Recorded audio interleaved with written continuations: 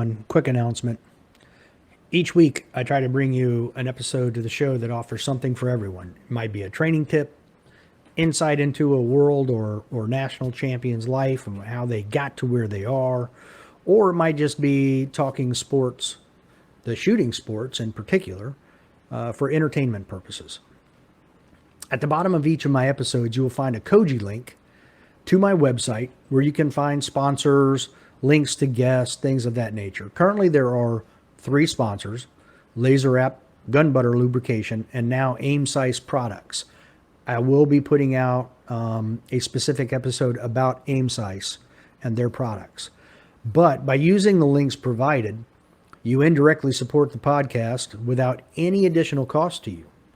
As a matter of fact, you typically save money by following those links. They'll give you a discount, and then they'll send a little bit my way just to kind of help with the podcast. The discount link for Hoist is included. However, I don't get anything from Hoist, but I believe in their product, and I feel it's a hydration product for you, which I highly recommend, especially shooting matches in the summertime where it's hot and humid. Now, if you don't use any of the products listed, there is still a way to support the podcast by using the tip button on the Koji link. It surely isn't required. None of this is required, but it is greatly appreciated. I'm trying to make the podcast as professional as possible, which does take time, a lot of time, and money. You can use the link to email me as well, whether you have suggestions for guests or whatever, comments, feedback. Regardless of whether you use a sponsor link or not, I still hope you enjoy the show. Please like it, share it, and give it a 5-star rating if you're so inclined. Thanks. Welcome to this week's edition of the Casual Shooters Podcast, your premier podcast for the casual shooter. This week's guest has quite the accomplishments. He comes by way of NRA pistol shooting, the Marine Corps pistol team, and Top Shot.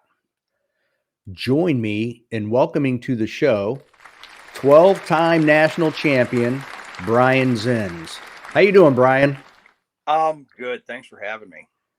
Oh, thanks for being on. This is awesome. I've been looking forward to this. All right. So if you would take a moment and introduce yourself. Hate to introduce myself. Usually that's up to other people. I'm just a guy that learned how to shoot in the Marine Corps and got really good at it. 12-time NRA national pistol champion, like you said, retired Marine gunnery sergeant. Got a smoking hot wife and 5 kids and our first grandbaby. Oh, wow. Yeah. A couple months. I haven't even met her yet. She's in Ohio. So they're coming down, I think in August they're coming down. So I'm finally going to get to meet her. Other than that, I mean, you hit it, 12-time national pistol champion, resume wise, over 30 NRA national records held, shot for the U.S. team, missed the Olympic team by 0.4 of a point. And I remember the shot that did it. One shot, and I can still see exactly where it went. Oh, wow. Yeah. All right. We'll have to come back to that one. So, Brian, what I normally like to do is start off with some questions right off the back, some icebreaker questions, a little bit more personal than the others, just to kind of get to know the guest. Okay. A lot of times, these are the hardest questions of the day. All right. So, number one, exactly. Get your brain moving. Favorite movie? Oh, Tombstone.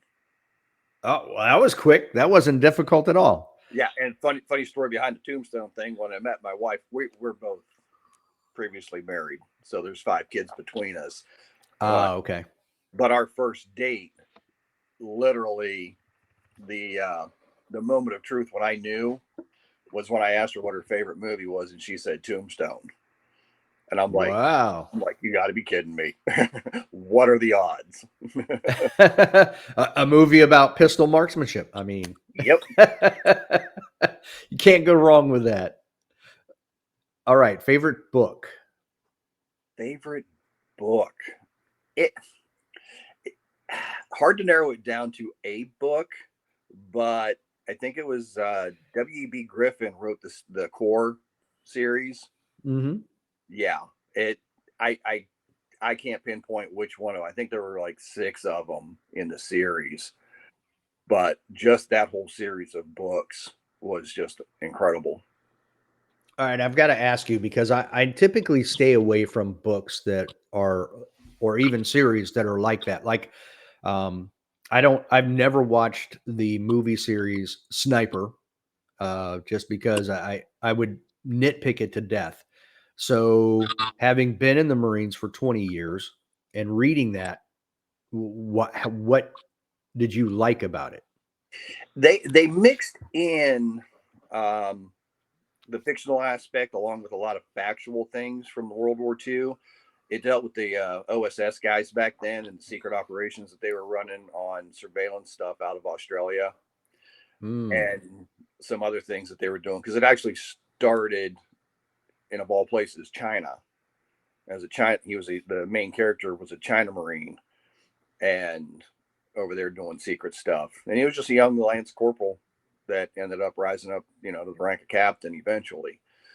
But the whole series of the book, based on World War II in the Pacific and what they were doing, there was a lot of accurate historical stuff involved in it too. Okay. Interesting. Now that I better write that down because I might be reading that one then.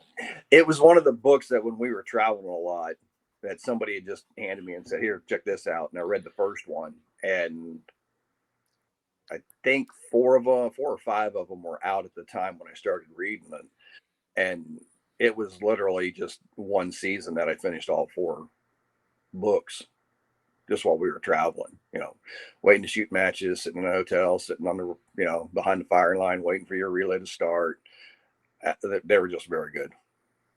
It's funny you say that because typically when I talk to Marines, they're grunts, they're 0311 infantry guys or whatever, because they end up becoming snipers. So a lot of the guys are long range guys.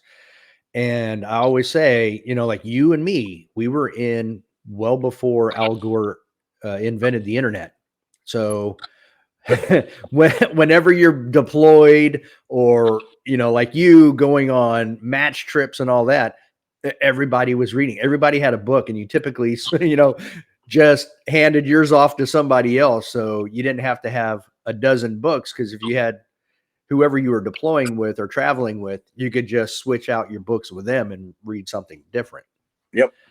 I'm finding today that is becoming a lost art, reading. Oh, it is, and I got to admit, I mean, since the internet camera, I've not read a lot of books. I mean, the movies are out there. I watch a lot of documentaries. Hmm. Books Okay. books with video.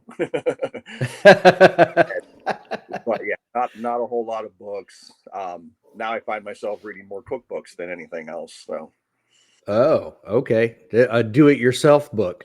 yeah, I enjoy cooking. So Nothing wrong with that. I got a Blackstone griddle a couple years back, and holy cow, I love that thing. yeah, I got the griddle, the smoker, and the grill on the back deck. Nice. All right. Tough question number 3. I don't know if you're into superheroes. Not really my big thing. Um, if so, who's your favorite superhero or your favorite historical figure? Ugh.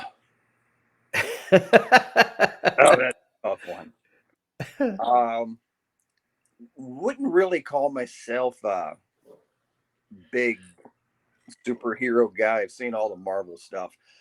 But I got to tell you, and was never a big fan of the Batman, but the latest one that came out, I think it was Chris, is it Christian Pattinson that played the Batman in the last movie? The whole movie was a little bit darker, and the Batman character himself was darker than what all the Marvel stuff portrayed them to be. And that's what the Dark Knight originally was he was a dark hero.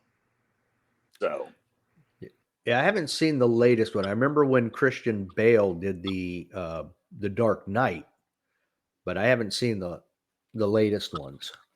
Yeah, it was. I mean, the Dark Knight was good, but it still wasn't as dark because he was still a little too touchy feely, and I found him to be a little too emotionally uh, Hmm. disturbed. But Okay. the last one, the Batman, he's just a dark hero, and I thought it I'll was have, done really well. I'll have to check it out. All right. Now, we may already know the answer to this question, but I got to ask it anyway. Favorite gun and caliber, and they don't have to be intertwined. Like, if your favorite gun's a 1911, doesn't mean your favorite caliber has to be 45, but it can be. So there's your question. Well, it is definitely a 1911, and it is definitely Okay. 45. And All right. yeah, yeah, like I explained to people, I said a 1911 and any other caliber than 45 is like kissing your sister. It just ain't right. I love it. That is hilarious. Oh, I don't necessarily disagree with you either. I mean, John All Brown right. got the whole design and the caliber and everything correct, and that's one of the biggest things that I've read. I actually taught a class down here for a long time just about the 1911, and it was for 1911 shooters only. If you didn't have a 1911, you couldn't get in the class. I would let people with 9 millimeters get in, but it still had to be strictly a 1911 class. Well, the first hour of the class was nothing but history of the 1911 and how they Oh, came wow. out with, all the prototypes and all the people that had submitted designs for a new pistol with a bigger caliber gun because the 9 or the 38s that they were carrying just wasn't doing the trick, and they needed something so that they knew when they hit somebody. So they wanted a bigger, heavier caliber to take down guys that were hopped up on natural narcotics and things. And so it's the 45. There you go. Can't go wrong with that. All right. The final question I typically create specifically for the guests, so it's unique to them. But yours is a two-parter because you have a unique background. So the question is your favorite experiences, one in the Marines and two on Top Shot. For me in the Marines, there's two, um, and they're both very similar. While in the Marine Corps, the first time, because I won my first national championship was in '96, then in '98, then I was off doing Marine things, off on recruiting duty, and by the time I come back in 2001 and shot nationals again, I won my third in 2001. 2002 was the first year I was actually going to nationals to defend my title in back Mm, to back years. Um, so just getting through that for that pressure, because I already won 3 national championships, but now I'm actually going back to defend a consecutive year. And for whatever reason, that was a big moment. But the other one that sticks out, and I think this is probably my favorite, any year that I won nationals, the pistol team, we just couldn't seem to get the service pistol matches all together. And I I would win nationals, but we failed at what we went to Camp Perry to do. And that was to win the service pistol team match, to go and win the gold cup and bring it back to Weapons Training Battalion. And I want to say it was 2005, if I'm not mistaken, that it was such a big year for me because I won nationals, and that would have been 2001, 2, 3, 4, 5. That would have been my seventh. I'd have been the first guy to win 7 national championships. And on top of that, we won the Gold Cup that year. And everybody's like, hey, mm. congratulations, you won nationals again. And I'm like, yeah, forget that. We won the Gold Cup. We did what we trained all year to do, what we get paid to do, and that's to win the Gold Cup. It's not about me winning the individual. It's not about anybody winning the Custer Trophy, winning a leg match. It's about the pistol team taking home the Gold Cup, and that was a big moment for me in the Marine Corps. I assume AMU was your biggest competition every Um, year. yes. In the beginning, right before I got my first couple years on the team as a young Lance Corporal, there were a couple Texas teams and Tennessee teams that posted some really good service pistol teams that we couldn't Okay. discount. For whatever reason, they had some really hard teams. Most of them were retired guard guys or military guys on their teams, but probably can say mid to late '90s, it was just us in the AMU. Okay. Uh, I didn't write the question down, but I'm going to go ahead and ask it now because I know I'll forget. So, you mentioned going back in 2002 and defending your national title, but how did 9/11 affect those matches afterward? Because most of the military, whether it be the Army or Marine Corps, were devoted to operations overseas. We actually in 2002, um, we didn't have a summer team. We didn't have the division matches. We didn't have the Marine Corps Mm, championships, and we just had our guys that we had at Quantico on the permanent team. And we went and deep selected, 4 or 5 experienced shooters that we'd had on the teams in the past, and brought them back to Quantico if they were available. And that's what we did. We looked and we're like, hey, here's a list of guys. Let's find out where they are, if they're in a position where they can actually get away from their unit and come shoot with us. I want to say that that year we probably only had about a 10-man team, if that. wow. And that was the permanent guys plus a couple deep selected guys. Okay. Yeah, I could see that because as soon as I was looking through your timeline on the internet and I'm like, I wonder how all of that got affected. Okay. Yeah, And I'm we were sure actually we were in we were shooting in we were shooting a lobster match up in Maine on 9/10. Or I'm sorry. whoa. Yeah, on 9/10, 9/8, 9/9, we were shooting the match. 9/10 was a travel day. So we drove back to Quantico. This was after our summer road trip. We went and hit like 3 matches in one trip, never came home. So we just go from match to match to match, a couple days of golf in between, and train a day, shoot the match, drive, golf for a day or two, train, shoot the match, drive for a day, golf for a day or two. But we were actually driving back, and we had actually gotten back into Quantico that night. So we were actually home that morning of 9/11, and Oh. we were all sitting at home because we had told them, we're like, hey, don't go back to the battalion till the next day, and we'll all get checked in, turn in all our equipment and everything. And we were all sitting at home watching the news like everybody else when it was unfolding. Wow.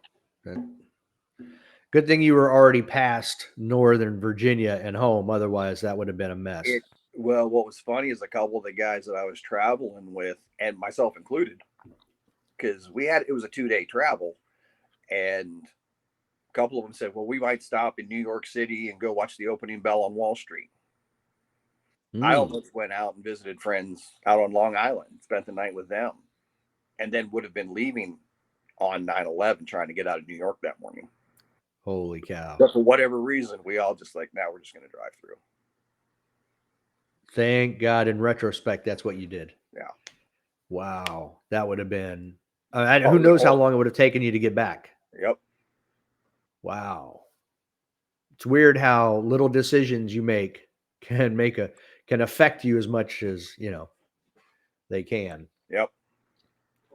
All right. So from what I could tell, you grew up in Ohio. Correct. Um, so when did you first shoot a gun?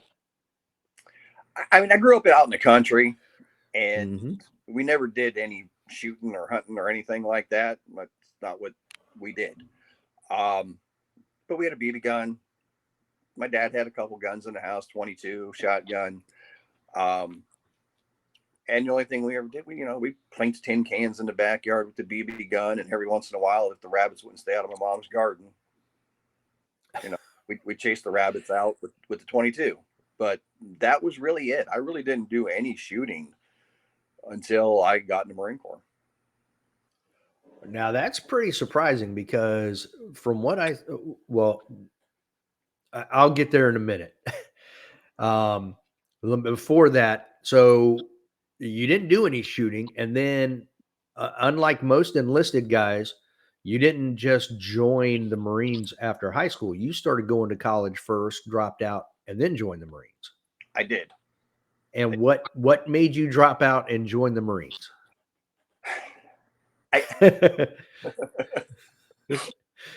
I I have a history, a family history of guys that have served.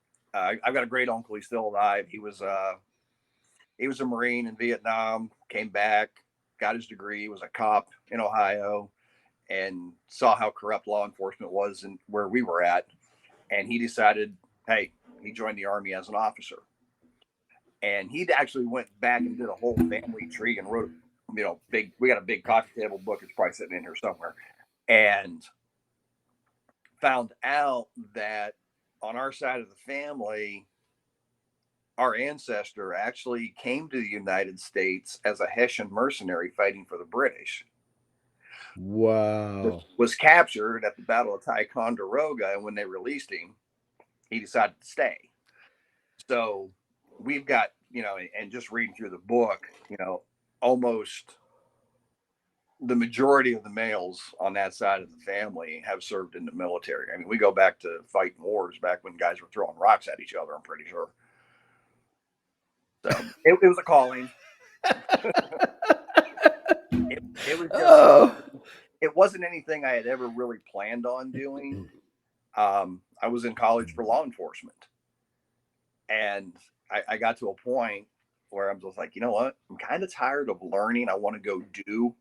Yeah. So I was a recruiter's dream. I walked in and said, I want to join the Marine Corps. I want to be a military policeman. And he says, when do you want to leave? I said, well, I already, enrolled for college for the next semester. So I'm going to finish that so I can go anytime in April. He goes, how long you want to go for? I said, I can retire at 20, right?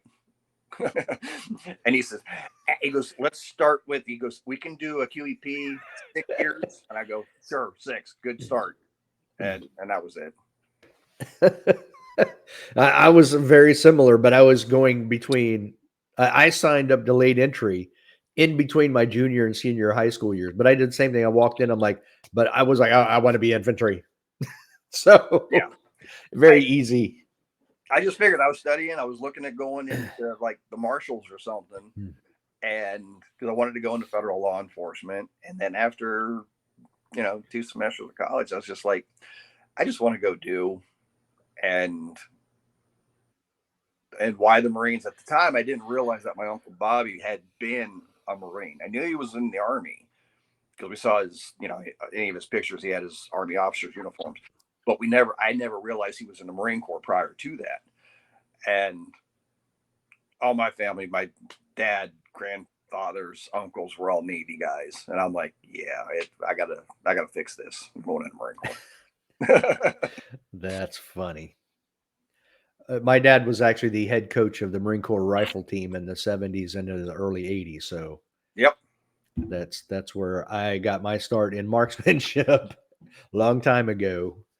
All right. So you go to Paris Island, then you go to your school to be a military police officer. But I also noticed that you were the Top Gun award winner, but you haven't shot pistols. So how in the world were you able to pick that up so easily? Well, I was my platoon in boot camp couldn't shoot. I was one of 4 guys that shot expert in boot camp in my platoon. One of 4. One of 4. That was And it. We're talking like 70 people.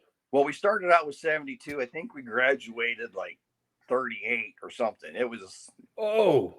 It was 4th Battalion, and we were the 4th platoon. So we were 3rd Battalion, 4th platoon in the series. So we're that that bastard platoon that got picked up last.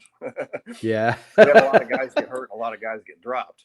Wow. But like I said, four experts out of our platoon, and I don't know, went to San Antonio, went down to Lackland Air Force Base for the MP school, and it clicked. But again, I had a great instructor there. It was Obviously. Sergeant Gunther was the firearms instructor, and a funny story. We're standing out there with the 1911s, and I'm holding it, and I'm like doing this, and it's going clank, clank, clank, clank, clank, clank. And I looked and I said, should it be doing that? And he goes, if it doesn't, it's broke. Okay. And back then, that's about right. Everything rattled, so they could, Yep. And I don't know. It happened. I was the top gun out of MP school, and then right before we had finished school, and right before we were all to leave, they said, "Hey, we're going to extend you guys here 1 week. The Berettas came in. We want you to go back to the range and qualify with those as well." So went, shot expert with the 92. That didn't care for it, but that was going to be the gun. Right. So you got in right when the Beretta came in then? Yeah, just as they were filling up the armories, I was there. Wow. Okay. Because when I came in, it was like my first division match was Far East in '86, and we were shooting 1911s. Yeah. So, well, we had still continued. It was a while before, because that would have been 88 was boot camp. 89 and 90, I think we still shot the I know we shot the 1911s at the Marine Corps Championship, because we couldn't figure out how to make the Berettas accurate at 50 yards. Because you'd be lucky if you could hit a 5, keep it inside a 5 ring at 50 yards with the Beretta. Yeah, people are still trying to figure that out. Yeah. But even with that, we still shot the 1911s at division matches for a while before they had enough. Once all the units were outfitted with them, then they were starting to let teams start to dabble in it. Okay. So from there, in just 3 years, I believe it was 91, you became distinguished with a pistol? Yes. That's pretty quick. I was 90 was my first. Well, actually, 89 was my first division match. I missed the medal bracket by a couple points. So I went back in 90, took a medal, went to the Marine Corps Championships, took a silver, and shot the summer. And I still needed I was down to anything with a pin. I think I needed 4 points or whatever it worked out to be. Okay. And in 91, Captain Belkey was the OIC of the pistol team. And at the beginning of the year, he tells me, he goes, "Zins, you only need 4 points. I'm going to let you shoot one match before we go to Camp Perry. One leg match. You're allowed to shoot 4. And he's going to let you shoot one. He goes, I'm going to let you shoot one leg match before Camp Perry. I get to pick the match." I'm like, "Very well, sir." So we were shooting. This was back when inter service was down in Little Rock, Arkansas. Oh. And we had shot the Arkansas State Championship, or I think it was a regional, the weekend prior to inter service. And we're standing there, and he goes, "Come with me." We walk up, and he asks the stat guy, he goes, "How many people you guys shooting a leg match today?" He says, 11. One medal. And he goes, "All right, Zins, shoot this one." Wow. "Very well, sir." And it was really cool, because I shot one, and literally within 5 minutes, he was pinning the badge on me. Wow. He brought it with him. All right, that's pretty cool that he did that. He brought it with him. Yeah. So and I was the first distinguished Lance Corporal with pistol. Again, impressive. Yeah. Which years later, one of the young guys we had on the team comes up and he goes, "Hey, because and I can't remember his name off the top of my head. I can see him, but I can't remember his name. He comes up and he's like, he went distinguished as a Lance Corporal, and he goes, "Hey, am I the first distinguished pistol shot Lance Corporal?" And I went, "No." He goes, "Really? Who is?" He's, really? Like, yep. Oh, day late and a dollar short, buddy. Yeah. Like, almost. It's still a great accomplishment on his part. Any Lance Corporal that can go distinguished with a pistol is impressive. Yes, totally agree. Yeah. All right. So I also find it interesting that, I mean, you did your first division match in 89. So you went in the Marine Corps in the spring of 88, went to MP school, got assigned somewhere, and within a year, you're shooting your first division match. How in the world did you get to that division match? I had, when I left MP school, we checked into second FSS, or I'm sorry, first FSS. Which one's on the West Coast? First FSSG. Yeah, first FSSG. there's like 17 of us that show up at MP company and H&S battalion, you know, and they're like, there's too many of you. We don't know what to do with you. Go do your BST training and go qualify. So just so they can figure out where to put us, you know, how to break us down in the company. And we're like, okay. So we're out there shooting, and my coach, this would have been Lance Corporal Matt Briggs at the time, now retired from the Border Patrol and Customs. I still talk to him. Okay. I'm out there shooting rifle, and he's like, and again, you know, I was like the high shooter on that thing there with the rifle, and he's like, I like how you shoot. He says it's very natural. I'm like, cool, thanks. I learned last year in boot camp. And he goes, he says, can you shoot a pistol? I said, honestly, I think I shoot a pistol a little bit better than I do a rifle. He goes, great. I want you to shoot division matches with us in the spring. I'm like, all right, what's that? And he goes, don't worry about it. I'll let you know. I'm like, okay. We lived in the same barracks in the same building. You know, he was a heavy equipment operator, but now he's serving as a PMI there in the battalion. And it was crazy because I'm sitting in a Humvee school, and the sergeant who was in charge of the Humvee school, it was all these new guys that we had checked into the MP company with. We're sitting in there like, okay, we're going to spend a week or 2 weeks, whatever it is, to go through this and learn how to do maintenance and change a flat tire on a Humvee and drive it. Right.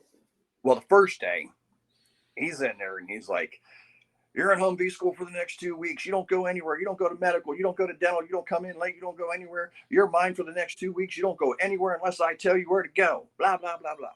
Okay, cool. Day 2, we're sitting in there, and somebody knocks on the door and comes into the classroom, and it's Matt Briggs, Lance Corporal Matt Briggs, my PMI.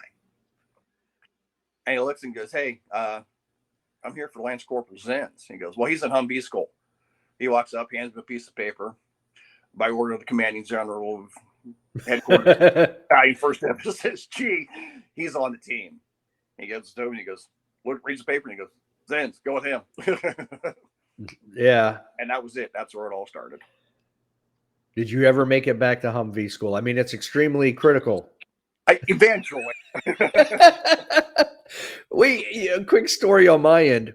I was a second recon right before Desert Storm kicked off. And one of the coolest things we got to do was they're like, look, we're going to be driving in the desert. We're going to be driving at night. We're going to be doing this because we're like, it's going to be mounted patrols because there's so much distance. So we were driving on Onslow Beach at night with night vision devices, vehicles blacked out. And I'm like, somebody's going to freaking drive into the surf. Yeah. But it was fun. We didn't have to do all the maintenance stuff, though. We just got to put on the night vision devices and drive the vehicle. So that was fun. Oh, goodness. I think I was in Humvee school long enough to break a wheel. We were out bouncing through the woods, and I came down hard on a rock, and the tire blew, and it actually bent the wheel. So he was the rib. Wow. Yeah. He was probably happy to get rid of me. I was breaking the stuff. Right.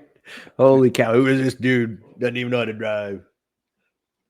All right. So you shot your first match in division match in 89. You said you were just what, like 4 points away from getting Yeah, a it medal. just outside the medal bracket. Okay. So I take it you then go back to your unit, first FSSG. And went back to my unit, and maybe a month or two later, first sergeant comes out, or company gunny, whoever it was, comes out and says, "Hey, battalion's looking for 2 people to fill a PMI spot. You know, any volunteers?" Of course, there's going to be volunteers. Oh, yeah. Everybody's like, "Oh, hey, I want to go. I want to go do that." As I the didn't, saying goes, every swinging dick. yeah, I didn't even raise my hand. I'm like, okay, of course they want to go, and they're probably going to get rid of the guys that they don't want to have in the company just to pawn them off on somebody else. Yep. Well, one of my buddies that I went to MP school with chimes up and he goes, "Hey, he's the best shooter in the company. He just went to division matches. He should go." I'm like, "Oh, hey, thanks, man." They're like, "You want to go?" I'm like, "Sure, I'll go." And there you have it. There you have it. And then after that, it was shooting and training and getting ready for the next division matches. All right. So for the audience who aren't former Marines, first FSST is Force Service Support Group, and PMI is Primary Marksmanship Instructor. So there you go. Now, you were awarded that MOS, were you not, at the end of division matches? Yes, actually, yeah. Okay. And that's the thing. We were the only two. The two that they sent, we were the only two certified PMIs because we had both gone to division matches prior to that. So it was like, Okay. we don't have to go get trained. We've already been through division matches, and you get that MOS. Yeah, because I say that technically I've been instructing people since 1986 because that's when I was awarded the PMI Right. MOS. Yeah. So, and then every year we'd have to go to qual. Guess who always had to help people get ready for qual? So, Yep. yeah, you got ready. So you did the PMI stuff. After that, you shot again division matches. So Western division matches in 90. Obviously, you medaled, and then they picked you up for the summer team. Yep. And the funny thing is, I didn't know this. I found out later. Um, Andy Moody. You probably knew Andy as much time as being around Weapons Training Battalion. Andy was a mainstay there.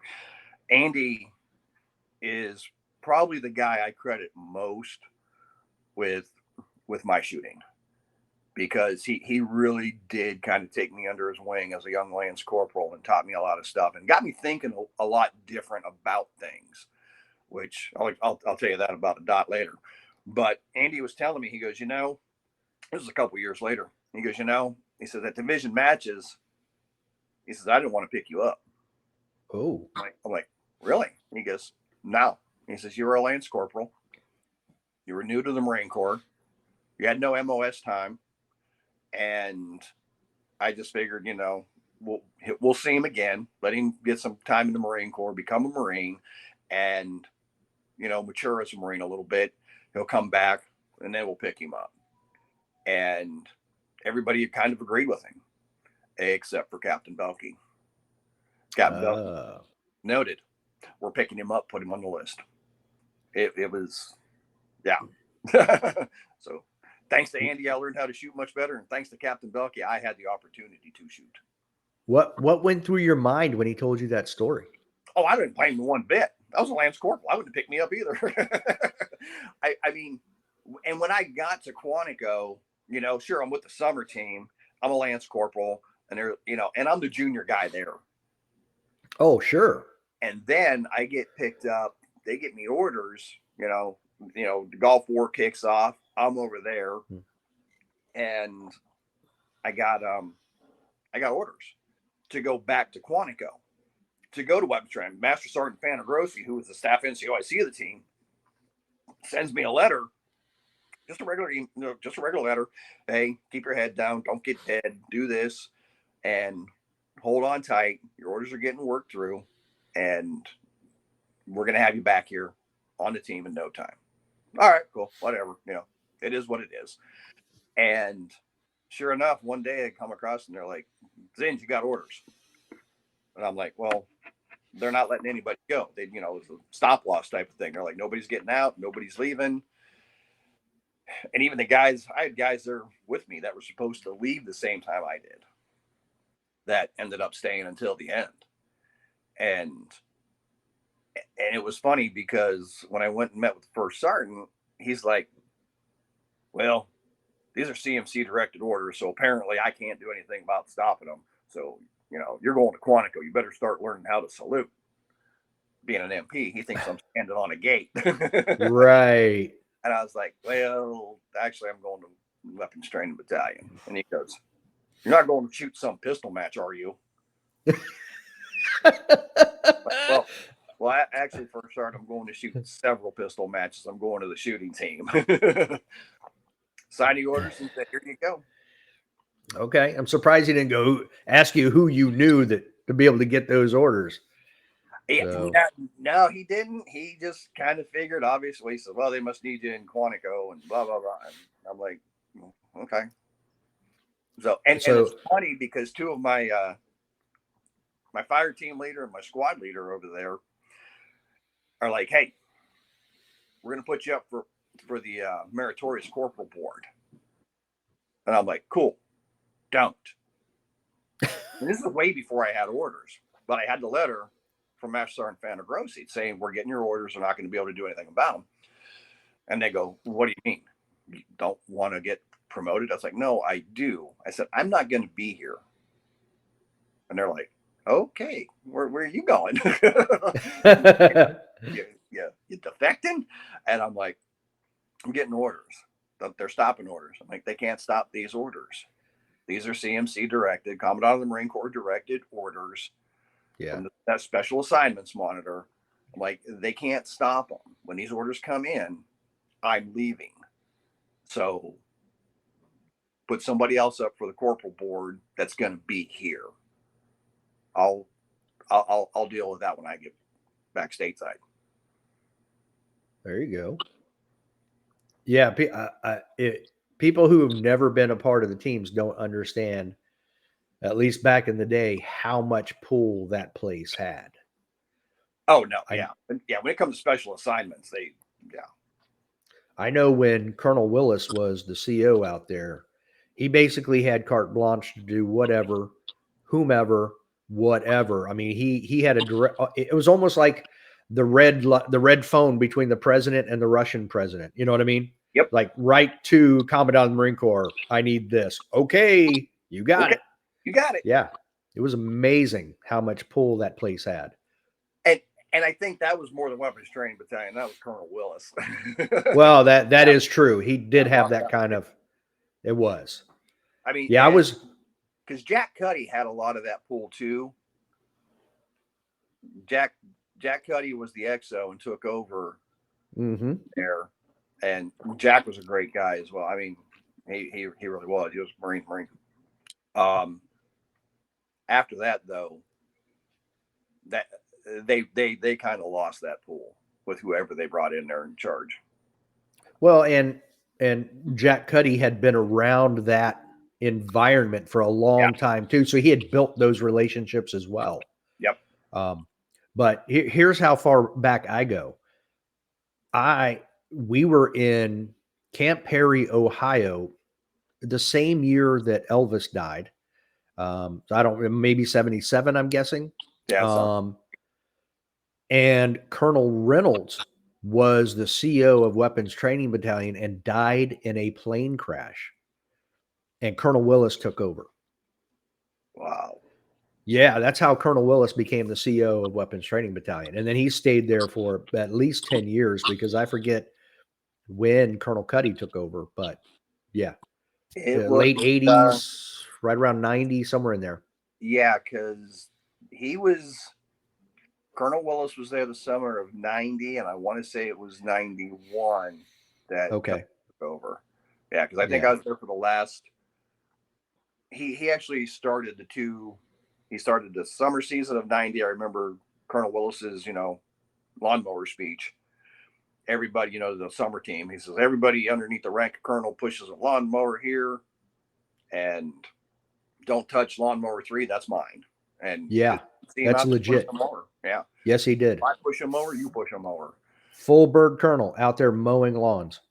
Pushing a lawnmower. Yeah, that was one fit individual too. Yeah. Yes, he was. Yeah, I have a lot of respect for that guy. A lot, crap ton of respect. We go way back, Brian. We don't even know it. Yeah. Well, and here's the funny thing for the audience. You and I, so you're on the pistol team in the summer of 90. I'm on the rifle team in the summer of 90. And then for the next 3 years, we literally had 35 yards between our doors. And I don't know that we ever talked. Probably not. Yeah, because the sniper school is right next door to the indoor pistol range. It's like 35 yards away to that corner post. And we actually we would take our students in there to do M40X training before we took them out to range 4 with the M40. So it's like, but I don't know how many people were out there that I just didn't know because we were busy doing our thing. Other people were busy doing their thing and you just didn't see people. Yeah, especially that summer time frame, you know, from May to mid-August. Yeah. Nonstop. You're just people coming and going. Yeah. PT, shoot, lunch, shoot, clean, mow grass, go to bed. PT, shoot, lunch, shoot, mow grass, go to bed. Right. Yeah. You got from 91 to 94, you're on the permanent team out there. So you're assigned, you got orders. And in 92, so how was your, actually, let's back up. How was your first year on the team then? On the permanent team? It was weird because it's Lance Corporal, Sergeant, Staff Sergeant, Gunny, Master Sergeant, Master Gunny, Chief Warrant Officer, and the captain. And I'm out traveling, shooting pistol matches, especially that year when the Gulf War kicked off. You know, again, that time we didn't really pick anybody up. In 91, I don't think we did a whole lot of, you know, it was really just a small group because the Gulf War was going on. Right. But it's weird going out, you know, the team, we go out to dinner and it's a Lance Corporal and you know, one other sergeant, and the rest are all staff and senior staff, NCOs, warrant officer, and a gunny, or and a captain. Wow. It was just freaky.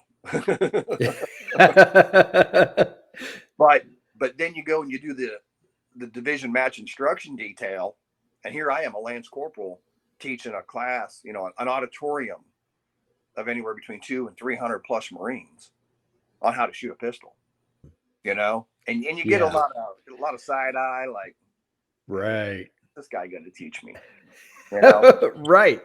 And it was funny because even when I was a PMI out at weapons training, but they're out in California, you know, we'd have our pistol class, we go out to the range, and I'd have, you know, and the officers never did the dry fire week or anything. They would just show up for qual day, you know, or they'd be there for the safety brief portion of it. And they're like, son, I've been shooting this pistol longer than you've been on the planet, longer than you've been alive. And I would just say one thing: I'll shoot you for a paycheck, sir. You win, I give you mine. I win, I get yours for a month. And they're like, oh, I couldn't do that. I couldn't take your money. I'm like, oh, you ain't taking my money. Right. That ain't going to happen. Good thing you're living in BOQ. You don't have a mortgage to pay. Yeah, they're like, yeah, that's not happening. I like it. Good retort. Oh, yeah. So then, all right, so you finish up that year. That was your first year going to Perry. Oh, no, you probably went the year before on the summer team. Yep. So that was your second time. Now, 92. At this point now, you've had a full year, a whole complete season. You're going into something new. How was that? Had you gotten promoted at that point? Was I corporal yet? 88. Yeah, I think I had just been promoted to corporal because as we all know, Lance Corporal in the Marine Corps, or actually, no, I'm sorry, because it was Lance Corporal was 88. I had picked up Corporal. Yeah, because it took me 3.5 years to go from Lance Corporal to Corporal, and it was like 14 months to pick up Sergeant, which was Oh, unheard. wow. It was Right. unheard because, but the thing is, after the Gulf War and everything, a lot of guys were just getting out, and Okay. and they were just running out. They were running low. They were, the MP field was just hurting. Because Captain Belker, I remember before I got promoted, he comes over and he goes, "Hey, I'm not going to have any corporals and below next year." I'm like, where am I going? He goes, "You're not going anywhere. You're getting promoted." I'm like, "Come on, sir. I've only been a corporal for like a year." He goes, go read the cut and score. Sure enough, yeah, 14 months as a corporal. Nice. Yeah. Now, did the fact that you were second at Perry in 92, did that no influence at all, huh? Nothing whatsoever. Nope. That was just strictly MOS stuff. Okay. Now, I'm going to go ahead and throw this out now since I mentioned that. On the rifle team side, if you were the national champion, you got promoted by the commandant at Perry. Was it the same for the pistol team? Yes. So you should have been a full bird colonel then by the time you retired. Well, then I found out they can only meritoriously promote you to the rank of Gunny. That's the highest. Oh, Yeah, okay. like, Well, that's cheating. No. Yeah. And that was both sides. So I did get meritoriously promoted to staff sergeant. Okay. But I did not get, I was supposed to have been meritoriously promoted to Gunny. But I did not. Was that because you were already on the list to be promoted? So like, you'll get it. I didn't realize this, but I did get it off the next list. However, that's not why I was not promoted. Okay. This might be an off the record conversation for later. I'll just leave it at that. I had words with an officer on recruiting. Okay. Yeah, and I'll leave it at that. Until next time. Don't be a little bitch. Yeah.